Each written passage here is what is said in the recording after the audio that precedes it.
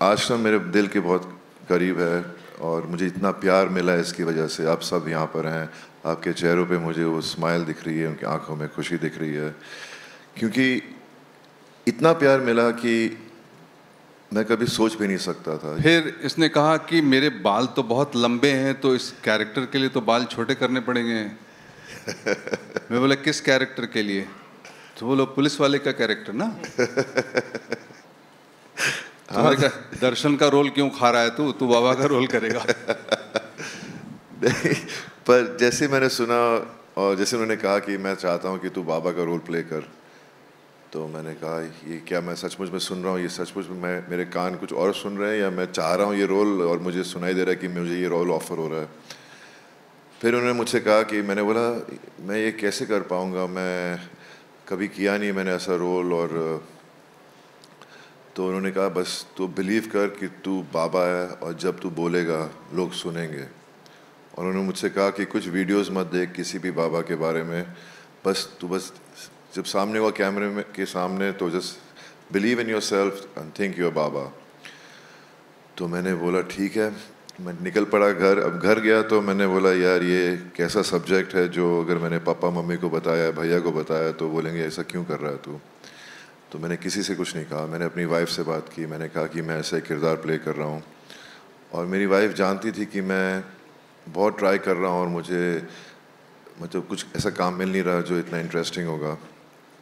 तो जब मुझे मेरी वाइफ ने सुना तो कहा कि नहीं तू कर, जो तेरा दिल चाहता है तू वो कर, आई एम विथ यू। एक हीरो को कास्ट करना चाहता था, एक रियल लाइफ हीरो को, और फिर उसके अंदर से जो डार्कनेस है उसको एक्सप्लोर करना चाहता था। And I just thought Bobby was amazing. वो हमने बहुत सारे लोगों को कंसिडर किया था एंड इवेंचुअली मैंने श्रुति से कहा कि बॉबी को बुलाओ, बहुत दिन से हम काम करना चाहते हैं, अगर वो फ्री होगा और करना चाहेगा तो बहुत ही अच्छा होगा। मैं जब था सेट पर मैंने उससे पहले ही मैंने प्रकाश जी से कह दिया कि आप, मैं जानता हूँ अगर मैं बाबा का रोल प्ले कर रहा हूँ तो मेरी लैंग्वेज मेरे जो होगी वो बहुत कठिन होगी। तो उन्होंने इतने प्यार से बोला तो फिक्र मत कर, मैं सुनीता करके एक लेडी हैं वो तेरे साथ बैठेंगी। और सारे डायलॉग्स तैयार कर लिए थे काफ़ी पहले और मैं उन सुनीता जी के साथ बैठकर सब डायलॉग सीखता था। Give it up for mister Bobby Deol उर्फ बाबा निराला जी, जोरदार तालियां। There he comes.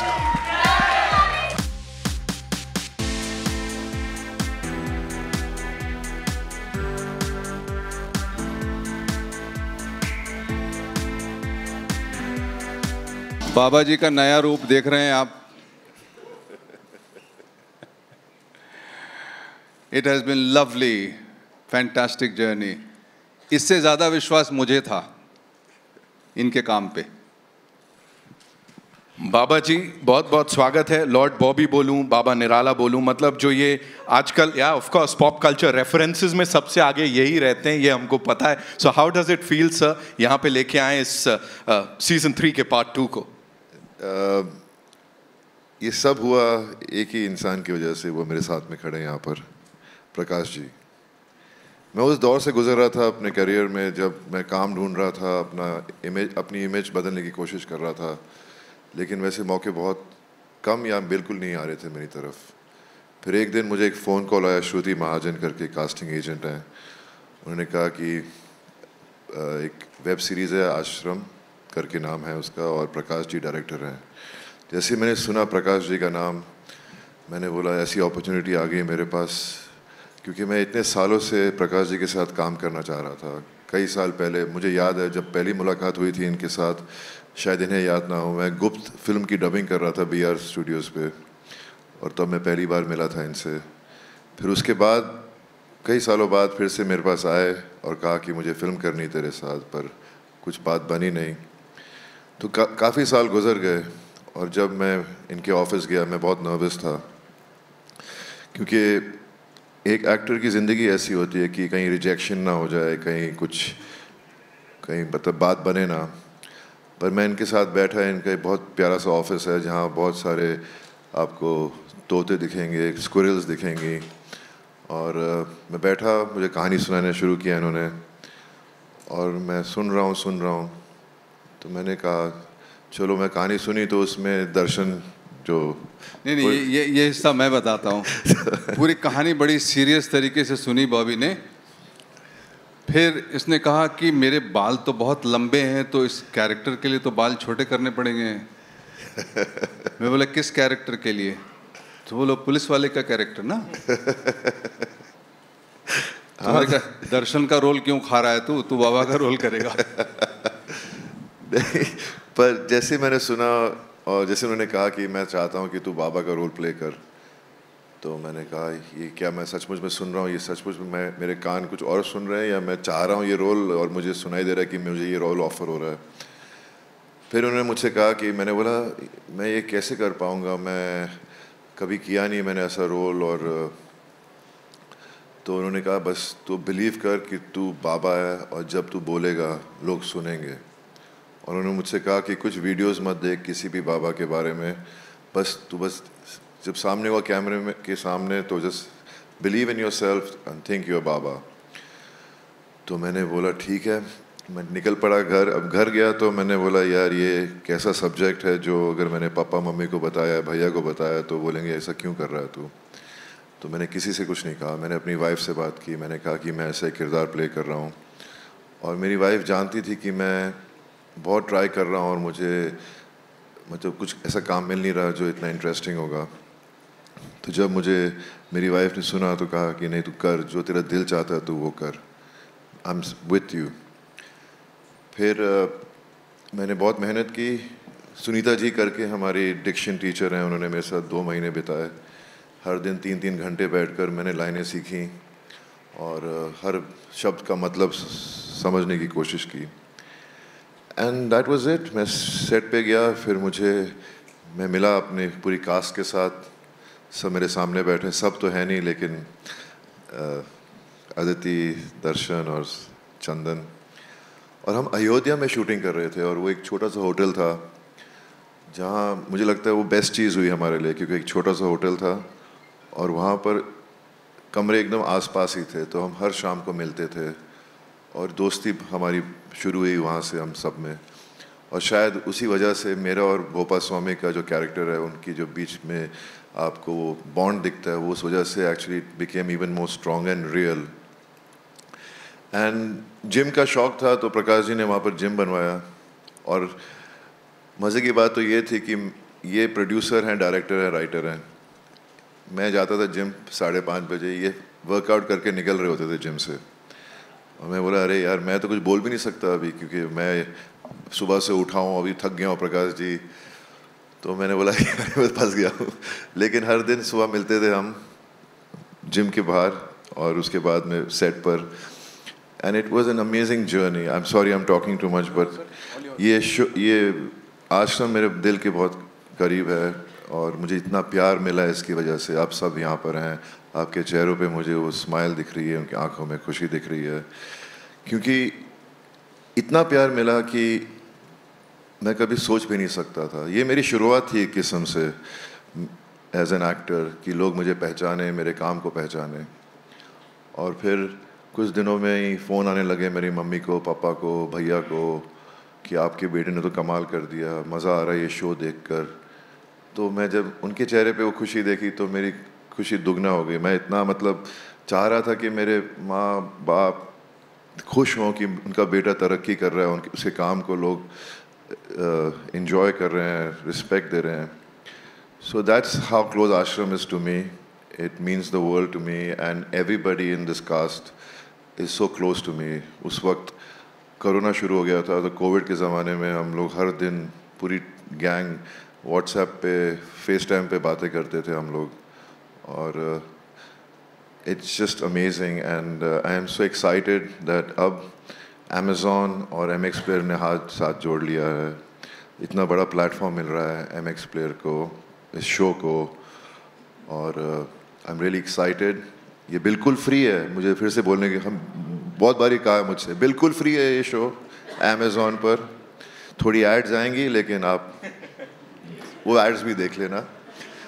और बस thank you so much. It's an exciting 5 episodes, और इसमें जो मसाला है वो एक पूरा भरा हुआ मसाला है इसमें, आपको हर एपिसोड में कुछ ना कुछ नया दिखेगा और इंटरेस्टिंग लगेगा. So thank you so much for being here today. Love to all. जपनाम. Love you. ऑफ कोर्स बनती हैं तालियां बाबा देओल, आई मीन बॉबी देओल के लिए एक बार जोरदार तालियां. Prakash sir, one more question, quick question before we play the trailer. आपको बॉबी सर में वो बाबा का कौन सा रूप दिखा था sir? Like what made you से कि यही मेरा बाबा है? नहीं, वो किसी ने नहीं देखा था, सिर्फ मुझे दिखा था. एक अजीब सी बात होती है, मतलब कास्टिंग. आप अगर बॉबी को देखें, कहीं मिलें, तो ये कितना सीधा, सरल, खूबसूरत, अच्छे दिल वाला इंसान दिखता है. और इसका दिल अगर काला हो तो कितना मजा आएगा.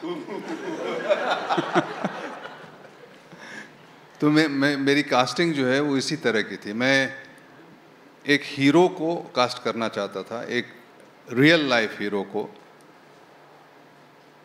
और फिर उसके अंदर से जो डार्कनेस है उसको एक्सप्लोर करना चाहता था. And I just thought Bobby was amazing. हमने बहुत सारे लोगों को कंसिडर किया था, एंड इवेंचुअली मैंने श्रुति से कहा कि बॉबी को बुलाओ, बहुत दिन से हम काम करना चाहते हैं, अगर वो फ्री होगा और करना चाहेगा तो बहुत ही अच्छा होगा. And that's how it worked out. It just fail into place.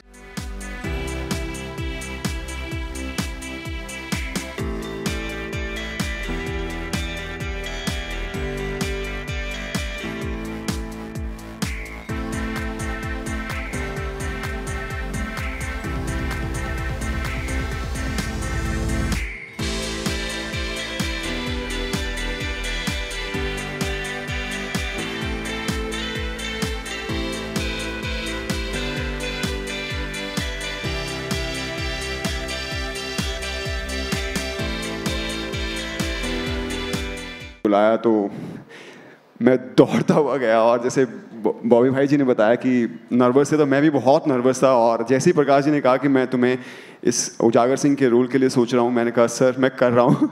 मुझे कुछ नहीं सुनना, मैं आपके साथ काम करना चाहता हूँ. और ये जर्नी मेरे लिए बहुत मेमोरेबल रही. बॉबी भाई जी के साथ काम करना, हेलो, अदिति, चंदन और पूरी कास्ट, मतलब हमारे इतनी मेमोरेबल रही है जर्नी कि मैं शब्दों में बयान नहीं कर सकता. और जितना आप लोगों से, ऑडियंस से प्यार मिला उजागर सिंह को, वो मैं शब्दों में नहीं बोल पाऊँगा. और ये जैसे आप जानते हैं कि हर इंसान का सबसे पहला क्वेश्चन ही होता है कि आश्रम 3 कब आ रहा है, और पार्ट 2. और हर पोस्ट पे या जो भी हम कुछ लिखते हैं यही पूछा जाता है कि आश्रम कब रिलीज हो रहा है. सो ये शो इतना कमाल का शो रहा है हमारे लिए, और हमारी इतनी मेमोरेबल जर्नी रही है. और उजागर सिंह जैसे आप जानते हैं बहुत डिलीजेंट पुलिस ऑफिसर है. एक कविता की लाइन है जो मेरे बहुत दिल के करीब है, लहरों से डरकर नौका पार नहीं होती, कोशिश करने वालों की कभी हार नहीं होती. सो उजागर सिंह उसी मंत्रा को फॉलो करता है, और बस अपनी जर्नी में लगा हुआ है. आपको देखने को मिलेगा कि वो अपने मकसद में कामयाब हो पाता है कि नहीं. आप शो देखिए, आपको बहुत पसंद आएगा. Thank you. Thank you so much. As performers, as actors, as talent, आप सब अपने मकसद पे कामयाब हो गए. रिस्पॉन्स से पता लग रहा है. Aditi, this one's for you quickly, you know, if you were to talk about the chemistry. अब मेरे को समझ में नहीं आ रहा यहाँ किसकी और कमाल की केमिस्ट्री है, आपकी, बाबा जी की, भोपा स्वामी की, या क्या हो रहा है? Talk to us about that. Limit के अंदर बात करना. लिमिट के अंदर. हाँ. Sir didn't stop directing now. What to do? So there are 2 things I would like to say. पहले तो मैं अभी भी डरी हुई हूँ. पम्मी हमेशा डरी हुई रहती है, लग रही है डरावनी, पर मैं पहले प्रकाश सर से डरी हुई थी क्योंकि मेरा वज़न नहीं बढ़ रहा था. फिर मैं बॉबी सर से डरी हुई थी क्योंकि मैंने सारा लिट्टी चोखा खा लिया, और जो भी खाना अवेलेबल होता था वो मैं खा जाती थी. So there were 2 people who were always on my mind. One was Prakash sir and one was Bobby sir. So jokes apart, I think these 2 have really given me a lifetime of a opportunity to portray something that is so like Pammi starts with एक छोटी सी लड़की, और जहाँ से वो ये जो बन गई है अभी, मुझे भी बहुत हैरानी हो रही है देख करके. और एक और चीज़, I would really like to thank Prakash sir, like Bobby sir said that this Ashram caste became a family. And my father, who's no more, he was very, very happy and proud because I was shooting that time for this show. And I had a family to fall upon. And every evening हम जब मिलते थे, हम बातें करते थे, तो थोड़ा लोड शेडिंग हो जाता था. पर पम्मी आप किसी को भी लोड शेडिंग करने नहीं देने वाली है. वो बहुत स्ट्रेस देने वाली है सबको, जैसे आपने देखा है. स्पेशली बोपा स्वामी और बाबा जी को. So stay in tune. It's free. So watch Ashram on 27th. चंदन भाई, उन्होंने तो कह दिया स्ट्रेस देने वाली है. अब आप बता दो क्या होने वाला है थोड़ा सा. Thank you. चल रहा है ना ये? Thanks. First, I would like to, because it's such a big part of an actor's journey for me as an actor, I would like to start with my boss, Mr. Prakash Jha. A very acclaimed filmmaker for ages, and to get an opportunity to work with him. I remember he going to his office way before Ashram one day to sort of ask for work, you know, like, sir, कि मैं आपके साथ काम करना चाहता हूँ. बहुत साल पहले की बात है. तो सर मिलने के बाद बोले कि, and he spoke to me in Bangla, you know, he can speak good Bangla also. So he spoke to me in Bangla. He said, একদিন হবে, আমি তোকে ডাকবো, like I'll call you one day. And years later, it was in 2019, around mid, when Shruti Mahajan, who sort of actually is a conspirator, who got all of us together under this umbrella of Prakash Jha, where I met Bobby sir, where I met Aditi, Darshan, Anupriya, Rajiv, Vikram, all the actors, Tridha, Anupriya. So we all got together under this huge shade of an umbrella called Mr. Prakash Jha. And that's where the journey started. Again, like Bobby sir, I went to meet him. He narrated me the story. And he said, I want you to play the command-in-chief of this ashram, which is run by Bobby Deol. I said, okay. And it was such a unique story when I read the script. It was such a unique story. When I read the script, I finished it, and I met Prakash Ji after that. I knew that it was going to be a great success. Not as an actor, but I thought that it was such a well-written, conceptualized show. And then the journey began, and I met Bobby sir. Bobby sir से मुलाकात हुई, और Bobby sir मतलब वो दुनिया हसीनों का मेला, you know. तो school से भाग भाग के इनकी फिल्में, और ये उस ज़माने की फिल्में होती थी जब बॉबी देओल के एफिजीज लगते थे इतने बड़े बड़े प्लाजा थिएटर न्यू दिल्ली में, गोल चश्मा लगा के. And then I'm getting to work with him, and like how he said, every evening we used to meet, because Prakash sir ने कहा था कि आप लोग मिलो, आप दोनों जितना मिलोगे, जितना एक दूसरे के साथ समय व्यतीत करोगे, उतना इस रोल में दिखेगा. And coming from the director, we started spending a lot of time together, and we became inseparable in real life also. It was like destiny brought us together. Then I met Aditi. Aditi मेरे बारे में हमेशा उल्टा सीधा ही सोचती थी, ये वाले साले पागल, सॉरी, ये मैं इसकी बहुत टांग खींचता था, क्योंकि मैं भोपा स्वामी था और मुझे लगता था ये आश्रम में क्या करने आई है, ये तो बाबा के साथ कंट्रोल. हाँ. So that's how. And then Darshan, I have known Darshan for a long time. Sorry, I'm giving a long answer because it's such an important part of this journey. And these actors have become an important part of my life. And thanks to Amazon and MX Player, that how they got together and bringing this much awaited show, which was everybody, like Darshan said, was asking कि ये Ashram 3 कब आएगा, कब आएगा, कब आएगा. अब वो 27 को आ रहा है, देखिए. और आपने तो देख ही लिया कि क्या हो रहा है, क्या चल रहा है बाबा और भोपा के बीच में, तो ज़्यादा समय नहीं लूँगा, 27 को देखिएगा. और thank you. Because, you know, Operate Red and see, you know, the kind of films you have worked on, or say even series, that attracts the audience a lot about you, even be it Lord Bobby or even your character in Ashram. Do you feel that there is some connection which is kind of, you know, holding with the audience? Well, I haven't done too many antagonist roles earlier in my career.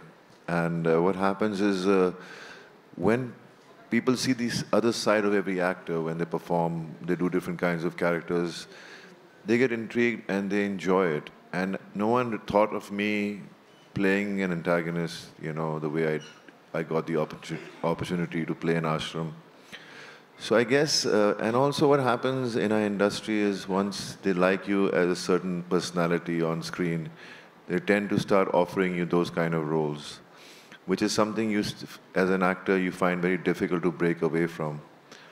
But I don't really go ahead and choose every and any character that is offered to me, which is an antagonist. It has to have some kind of substance to that character, some kind of depth in that character, so that when you're performing and you're playing those characters, you actually bring out something even better because it helps you, and if it's written the right way.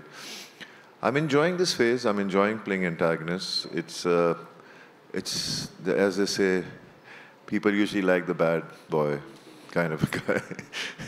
So it kind of worked for me, but I'm sure I've just begun my journey again, and there's a lot more I can offer as an actor, and I've done a few projects in the recent past, which I'm really looking forward to when they come out. I can't really talk about them right now, but challenging stuff with some amazing directors.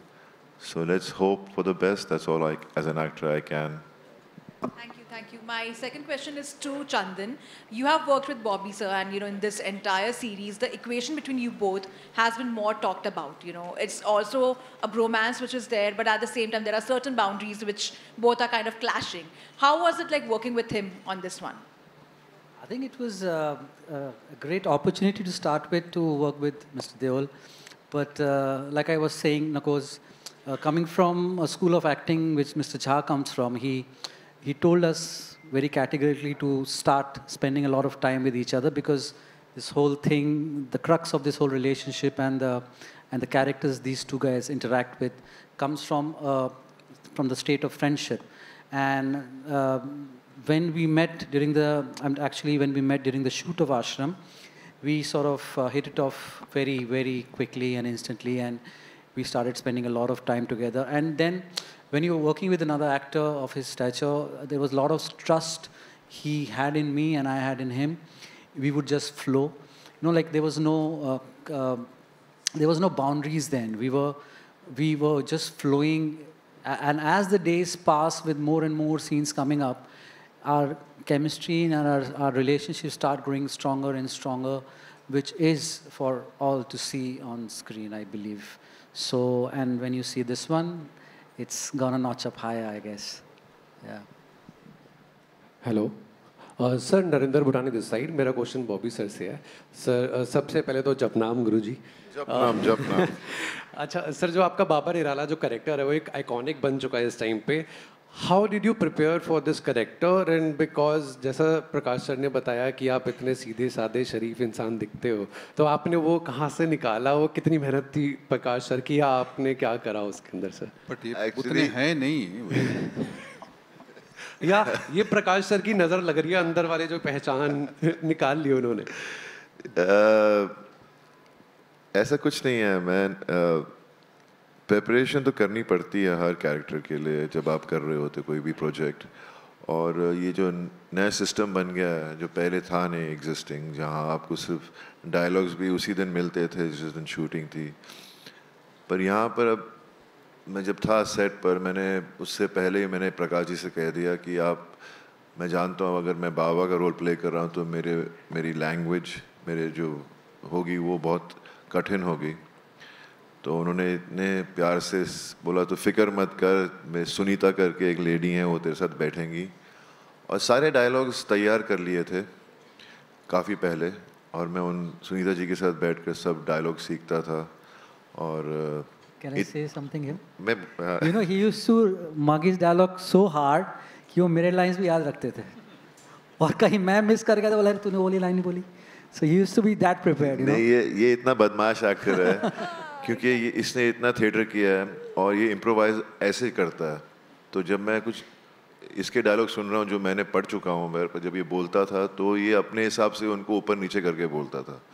तो मैं शुरू में थोड़ा सा I used to get startled, but then Aahista Aahista मुझे पता चल गया कि ये ऐसे ही करने वाला है. और तो as an actor his energy kind of got into me, and मतलब इतना अच्छा था वहाँ पर सेट पर, on location and also in a hotel. हम सब बैठते थे शाम को और मुझे हमेशा यही टेंशन रहती थी कि मैं अपनी लाइन सब ठीक से बोल पाऊँ, और सब मेरी मदद करते थे सब. तो इनके साथ बैठकर मैं प्रैक्टिस करता था। फिर एक दिन जब मेरी पहली बार दर्शन से मुलाकात हुई, मैं वैनिटी वैन के बाहर बैठकर कुछ डायलॉग बोल रहा था, तो उसमें कुछ शब्द थे जो हरियाणवी में थे, तो मैं लगा हुआ हूँ, तो हम बातें करने शुरू की। तो मैंने कहा मेरे ये डायलॉग्स हैं। उसने कहा बॉबी डोंट वरी, मैं आई विल हेल्प यू। मैंने बोला नहीं यार, ये एक दिन में तो सीख नहीं पाऊँगा मैं, और प्रकाश जी ने थोड़ी छूट दी है कि आप थोड़ा उसे इतना हरियाणवी बोलने की ज़रूरत नहीं है। But everyone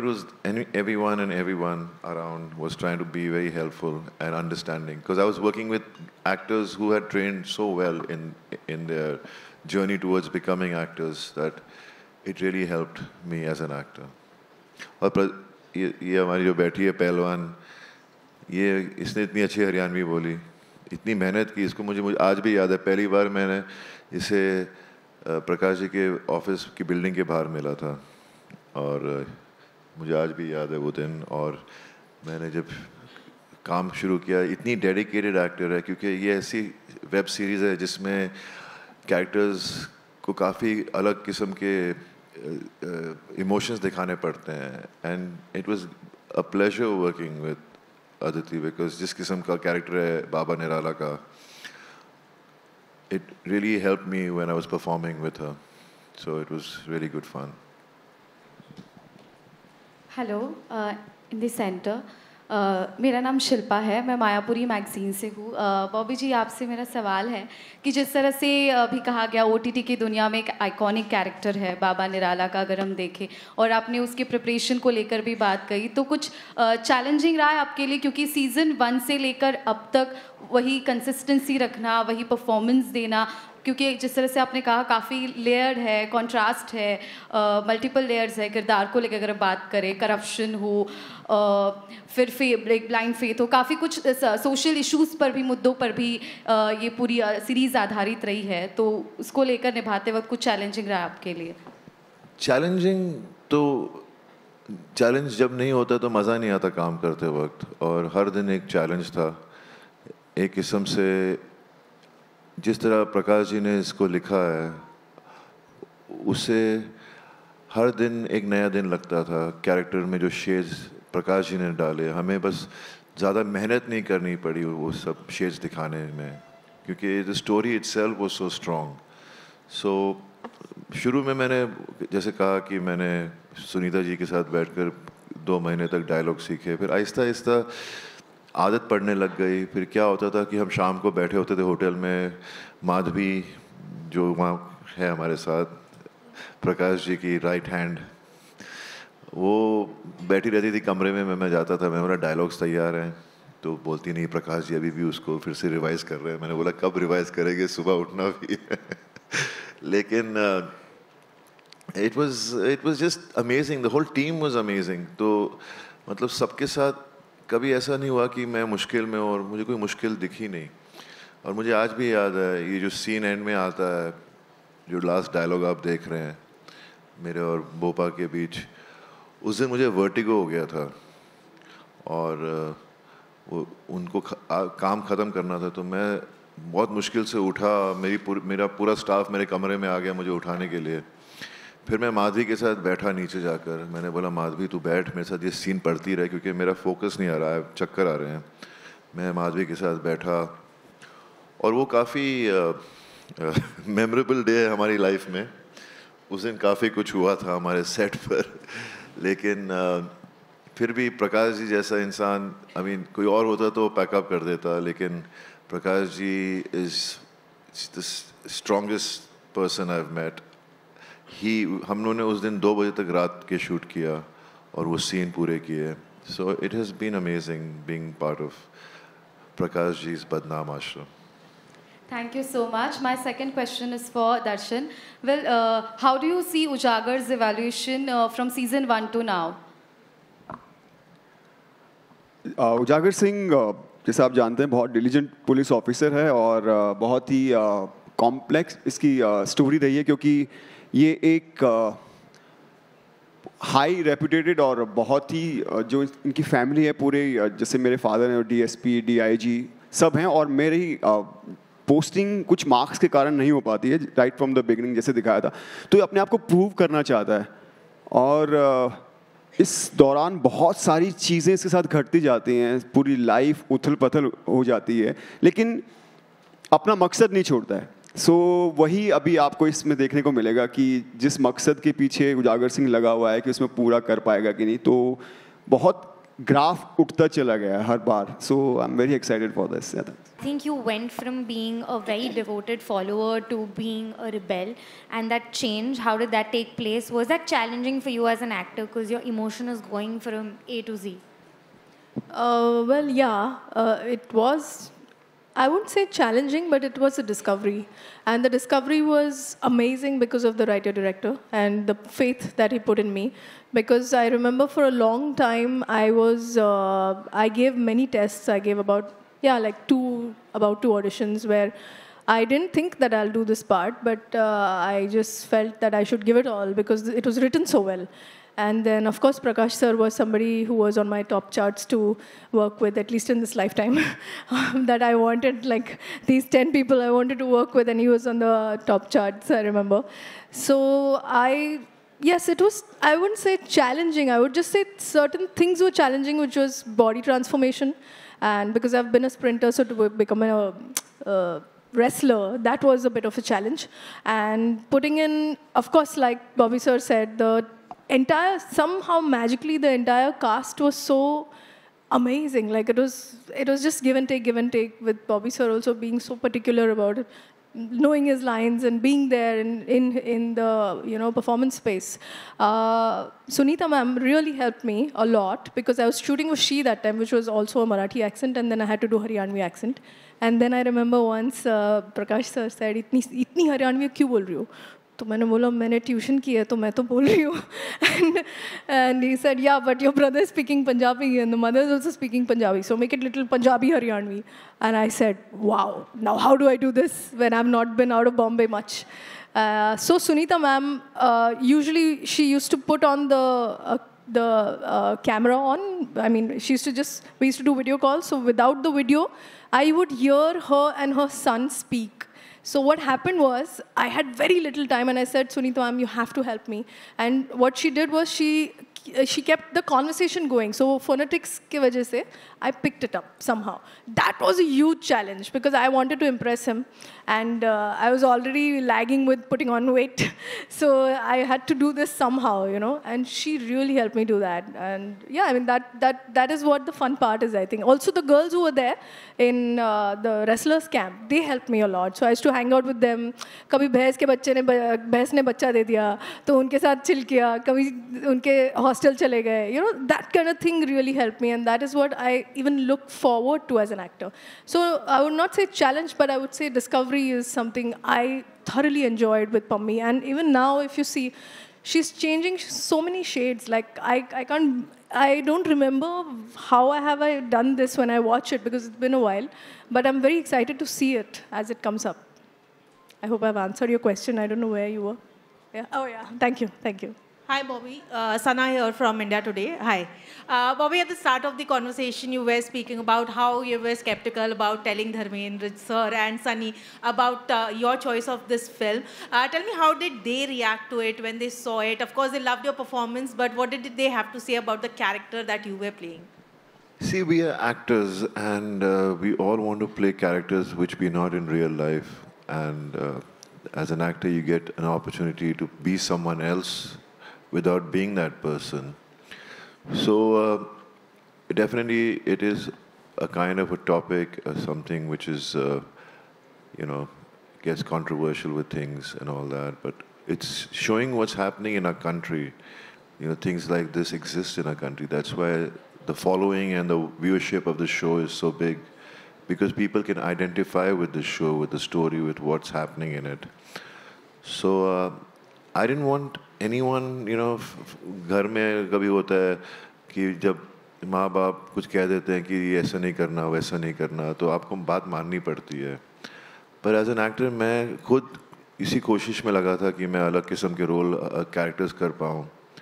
हीरो के रोल्स तो मिलने नहीं वाले थे मुझे, तो इसीलिए जब मैंने ये शो एक्सेप्ट किया तो मैंने किसी को बताया नहीं. मैं बस वेट कर रहा था जब आएगा शो, क्या रिएक्शन मिलेगा, और जो रिएक्शन मिला वो मुझे ऐसा लग रहा कि मैं सपना देख रहा हूँ. मतलब मेरी माँ कह रही है मुझसे हर दिन फ़ोन आ रहे हैं मेरी सहेलियों के, आपके बेटे ने इतना प्यारा काम किया, हमें तो बहुत मज़ा आ गया. पापा मुझे बुला के बता रहे हैं कि इतने लोगों के फ़ोन आ रहे हैं मुझे कि तूने इतना अच्छा काम किया, आई एम सो हैप्पी, कितना खुश हूँ मैं तेरे लिए, तेरे काम की इतनी तारीफ़ हो रही है. भैया ने भी वही, उनके इतने सारे दोस्तों ने फ़ोन किया उनको कि कहा कि बॉबी से बात कराओ हमारी. और so I guess we all actors trying to entertain audiences, and as actors we want to do our best and bring out that character the closest we can to it. And I think all the thanks goes to Prakash ji who believed in me. End of the day I think things fall in place, but Prakash ji has really changed my life in many ways. So thank you Prakash ji. And Prakash ji, I just wanted to ask you, of course, given the popularity of this show, there's always this temptation to keep going on with this show. Right now, Nitin just hinted at season 4. So is a season 4 also happening? And what's the plan with this show? Where do you see a finishing line to this?